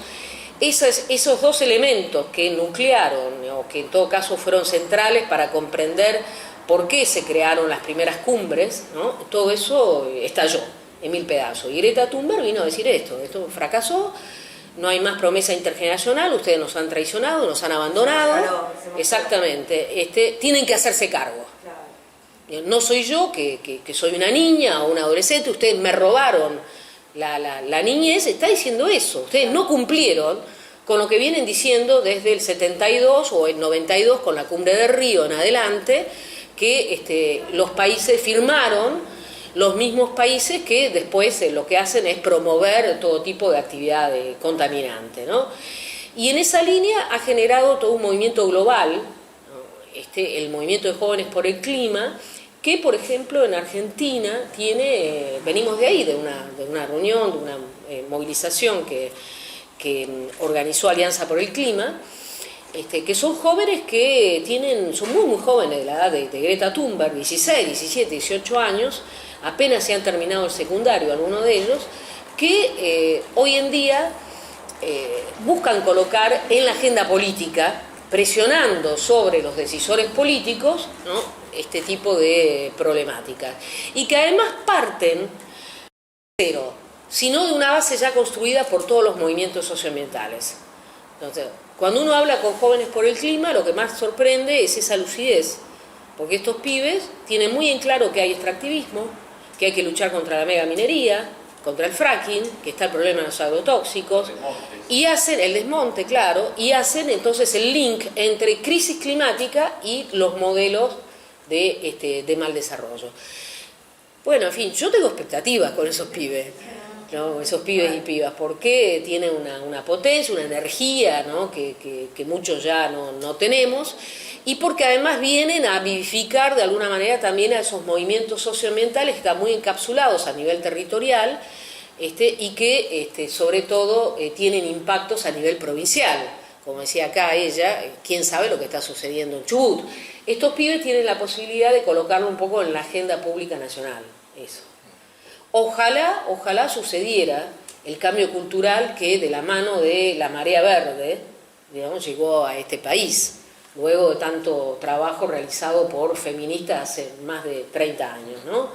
Ojalá se diera eso, pero acá hay intereses económicos muy alineados, muy articulados, que es difícil desactivar o desarticular. En todo caso hay una nueva generación que lo ha tomado y que no es menor, creo yo, no va a dejar pasar el progresismo selectivo del gobierno, creo yo. Eso no se va a ir. Exactamente. Sí, claro. Sí. No, pero ya pensando a escalas globales, y como se trata de un cambio finalmente de paradigma, modelo civilizatorio, me parece que una transformación del modelo civilizatorio lleva mucho más tiempo del que tal vez tenemos, porque más allá de que uno apuesta ahora a la gente más joven, hay cuestiones, digamos, de crisis ecológicas y socioambientales que están ya hoy. ¿Esto nos lleva inevitablemente a una mirada colapsista a largo plazo y en escala global? Ay, Silvina, ¿qué me venís a preguntar? Yo porque la verdad que estoy pensando en esta línea colapsista, digo, uno está pensando, digamos, hacia el futuro, que no tiene demasiado tiempo, entonces, nada. A ver, lo que se puede decir es que la transición ya comenzó, es así. Digamos, cuando se habla de antropoceno, lo que se afirma es la edad llamada Holoceno, que fueron 10.000 años de historia de la humanidad, en la cual la humanidad se extendió sobre el planeta, lo conquistó, lo dominó y lo malversó, ¿no? Esos 10.000 años de historia se caracterizaron por la estabilidad climática. Fue gracias a la estabilidad climática que el ser humano se pudo extender y dominar el planeta. El antropoceno se caracteriza por la inestabilidad climática. Y lo que te dicen además los paleoclimatólogos, que son los que están más en boga en este momento, los paleoclimatólogos, es que efectivamente los cambios climáticos son muy bruscos. Lo que muestra la historia es que esos cambios registran un umbral y efectivamente se operan umbral a partir del cual se operan mutaciones. Hoy ya estamos ante un umbral en el cual sí se registran desde huracanes, olas de calor, olas de frío, extinción masiva de especies, pérdida de biodiversidad, un modelo alimentario hipertóxico, una huella ecológica que tampoco hace resistir, necesitamos más de 1,5 planetas, además de los combustibles fósiles. Todo eso tenemos. Hay una gran literatura científica que sostiene que ante ello la vía, digamos, de seguir así, la temperatura en muy poco tiempo aumentaría más de 1,5 grados o 2, con lo cual el planeta se volvería muy hostil a la vida, ¿no? Con lo cual es cierto, hay mitigación y adaptación, habrá millones y millones de refugiados ambientales y evidentemente habrá también una división entre ganadores y perdedores. Todos vamos a perder, pero no de la misma manera, ¿no? Y los sectores más ricos se están preparando también para adaptarse a esta transición que implica mayor calentamiento global y condiciones muy hostiles para la vida humana. Entonces, ese es el escenario. Está el otro que efectivamente sostiene que vamos directo hacia el ecocidio y que en ese sentido el colapso es casi inevitable de seguir así. Pero para otros no, para otros vamos a un escenario de ganadores y perdedores. No sabemos, hemos leído varios libros en el grupo de investigaciones sobre escenarios futuros, ¿no? Y uno de ellos postula 2 escenarios posibles en términos de políticas del antropoceno. El primero de ellos es la guerra de todos contra todos, que es lo que estamos asistiendo ahora. Es decir, a Trump le importó un bledo, es negacionista del cambio climático, los chinos hacen la transición pero siguen explotando combustibles fósiles y carbón, exactamente. Entonces, estamos ante un escenario en el cual el discurso nacionalista y las extremas derechas se apoyan sobre el negacionismo y vamos hacia la destrucción en este contexto de ganadores y perdedores, ¿no? Algunos ganarán dentro de esas pérdidas.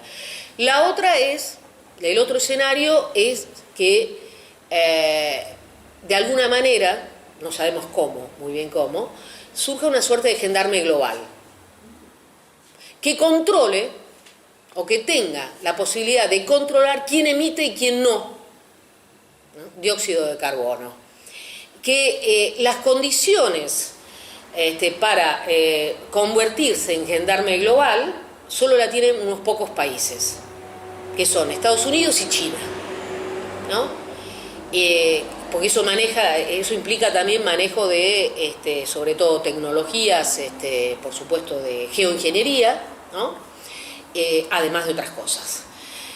Con lo cual también sería como un escenario posible, para algunos el mejor escenario posible en el marco de una transición ya inevitable hacia un mundo mucho más hostil para la vida. ¿Y para vos? No, bueno, a ver, depende de los días, Silvina, te diría. Depende de los días. Hoy. Depende de los días. A ver, hay una tercera opción ahí. A ver, o mejor dicho, empecemos por lo siguiente. Yo creo que estamos en un mundo de distopías globales, ¿no? En las cuales están estas que yo he enumerado, pero que por otro lado la contracara son, ¿no?, los modelos locales, las utopías locales, que prefiguran otros modos de habitar el territorio. Desde la agroecología, ¿no?, hasta las ciudades de transición, creo que son ejemplos que se están multiplicando, ¿no? En términos no solo de resistencia, sino, insisto, de habitar de otro lado los territorios y en ese sentido de modificar las relaciones sociedad-naturaleza, ¿no? Yo creo que yo apuesto a esas experiencias, pero creo que son condición necesaria pero no suficiente, ¿no? Son experiencias que se van efectivamente multiplicando, pero si no tenemos la posibilidad de incidir en la agenda nacional y en la agenda global, bueno, van a quedar como experiencias particulares que servirán en este contexto de ganadores y perdedores, ¿no? Pero que efectivamente es otra posibilidad, ¿no? Yo diría, no diría de salida del antropoceno, pero de habitar el antropoceno, ¿no? Y que en los escenarios que a veces se hacen sobre cómo salvar al capitalismo con millones y millones de excluidos, ¿no? A veces no se tienen en cuenta, ¿no? Este escenario de multiplicación de las experiencias que tienen que ver con estos modos de habitar el territorio. A mí siempre me gusta poner como ejemplo la agroecología porque como vivimos en un país inundado de soja, ¿no? El hecho de que se hayan multiplicado tanto las experiencias de agroecología, ¿no? Que sean centenares y centenares de hectáreas, que la Argentina tenga uno de los cordones agroecológicos más importantes de Sudamérica, no me parece un tema menor. Es decir, hay mucha gente que desde abajo está luchando, y no solamente poniendo el cuerpo en la lucha contra el neoextractivismo, sino tratando, insisto, de desarrollar experiencias alternativas. Pero si eso solo se queda a nivel local, es muy poco lo que puede ofrecer en términos de alternativa más sistémica. Yo tengo, antes de que dos preguntas, si puedo. Sí. Una, y para un poco enlazar distintas problemáticas socioambientales, mencionaba recién el tema de la soja, y las dos preguntas están relacionadas con ese cruce, ¿no? Una, digamos, el rol de la química especializada y la química diversificada, ¿no? Me acuerdo cuando visité el Museo del Petróleo ahí en Comodoro Rivadavia, sostenido por Pan American Energy, que era una apología del fracking. Te decían, el fracking consiste en inyectar 95% agua, 5% aditivos, ¿no? Que era arena y aditivos, decían.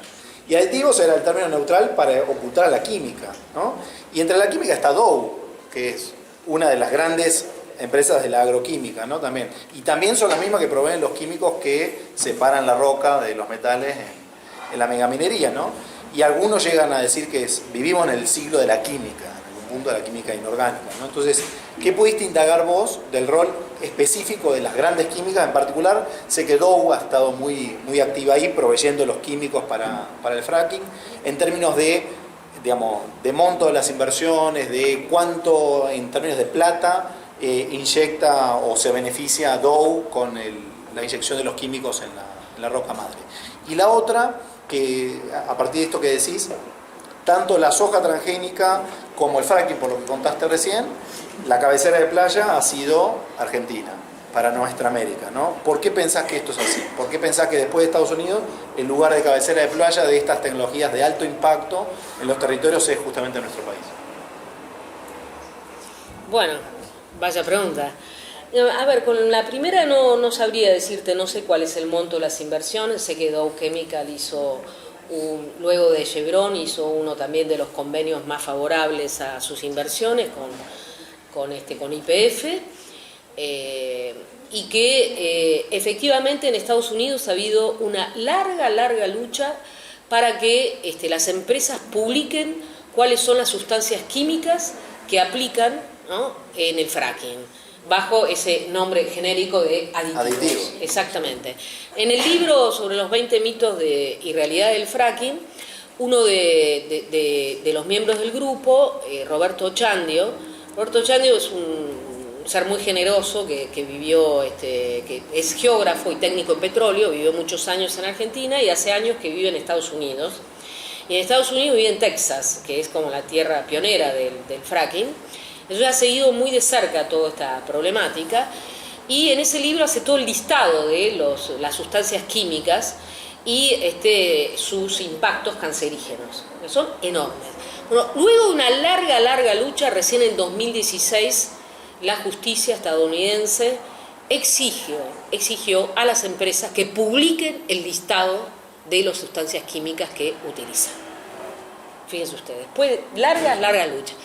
Acá la verdad es que yo no sé si, digamos, si las publican o no, digamos, hay tanta opacidad, ¿no? No se sabe ni siquiera cuántos litros de agua, entre 3 y 11 millones de litros por pozo. Digamos, no sabemos. Se dice que se mejora la técnica porque, bueno, las arenas en realidad no son tan caras porque no se traen de China, ahora se traen de Chubut o por ahí de Entre Ríos. Entonces se mejora, más que mejorarse, lo que se hacen es reducir costos, ¿no?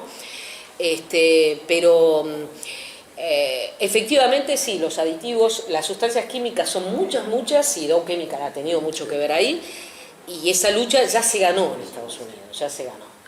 Saben, ¿no? Dow se fusionó con DuPont y dio lugar a Corteva, que es una de las 4 empresas que también produce los agrotóxicos de las grandes a nivel global, ¿no? En la misma.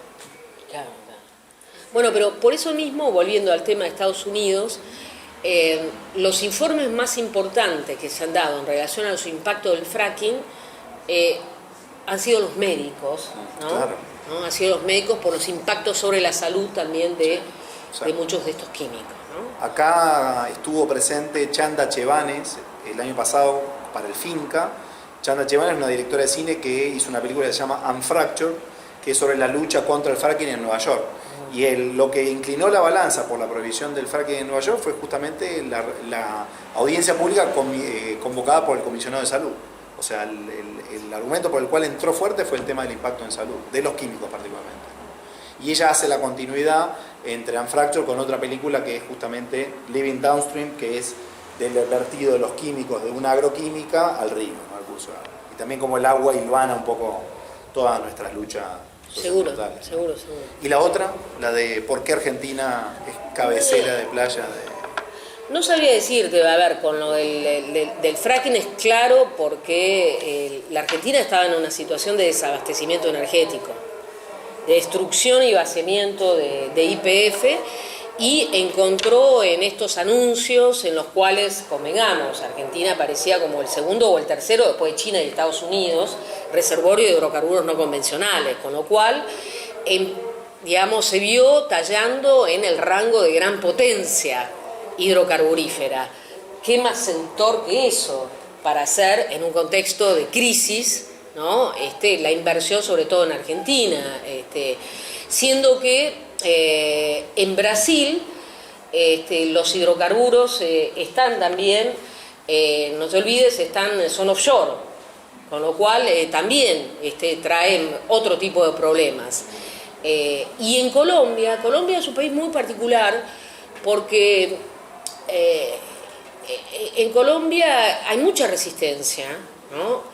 Al tema de la megaminería, al tema del fracking, y hay resistencia inclusive de los sindicatos petroleros. Nos acabamos de enterar que el principal sindicato petrolero sacó ayer una declaración diciendo no al fracking. ¿Ustedes se imaginan el sindicato petrolero acá en Argentina diciendo no al fracking? En Colombia. En Colombia hubo una tensión muy grande entre el Ministerio de Energía y el Ministerio de Ambiente para cuando se discutió el tema del fracking. ¿Ustedes se imaginan, acá esa tensión o esa discusión? Entonces también, que en ciertos países hay como una tradición mayor de discutir en términos de controversias, ¿no? Controversias sociotécnicas, ver qué dice la bibliografía internacional sobre esto, cómo lo dirimimos, abrimos a audiencias. En Argentina esto está mucho más,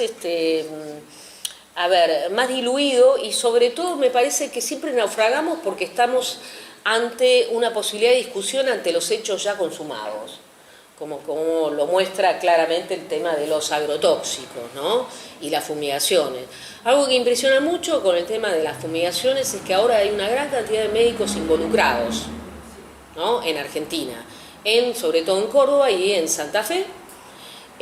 Los estudios, ¿no? De los impactos sobre la salud de las fumigaciones, ¿no?, son cada vez más evidentes, hay cada vez más evidencia ya incontestable, ¿no? Pero bueno, ¿cuántos años se ha tardado para probar eso? Y no te olvides también con respecto a el agronegocio, la soja transgénica, el paquete tecnológico, también se introdujo en un momento de crisis en Argentina, de crisis del agro, y agregando a ello de que además resulta mucho más difícil discutir algo que está tan instalado en el imaginario de los argentinos como es el hecho de que nuestra riqueza se basa en el agro, ¿no? La idea de la Argentina próspera, la bonanza ligada al agro. Y con el petróleo también sucede algo así, ¿no? Está ligado a la bonanza, a la idea de un país poderoso. No lo olvidemos que hasta hace pocas décadas el país que encontraba petróleo en sus tierras inmediatamente devenía una potencia de primer nivel. Le pasó a Ecuador, que pasó a ser del país bananero. En los años 70, tardíamente, se descubre el petróleo y pasó a ser un país petrolero, ¿no? Y todavía se pueden ver las imágenes en el año 1970 de un desfile que hace el presidente, un desfile militar, en el cual van exponiendo el primer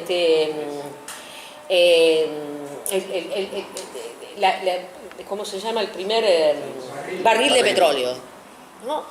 Es decir, cuando uno mira eso, uno está tocando imaginarios muy poderosos que tienen que ver también con la concepción del desarrollo, ¿no? Lo hemos charlado y trabajado en 1000 textos eso, la visión dominante, productivista.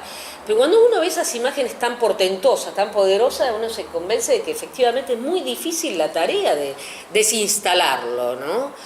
La crisis de por sí, sin duda, y yo espero que los jóvenes, insisto, sobre todo, sean capaces de desinstalarlo, de desnaturalizarlo. Y bueno, no nos aburrimos más porque yo ya veo que todo el mundo quiere comer y quiere... Bueno, claro. Comida sana.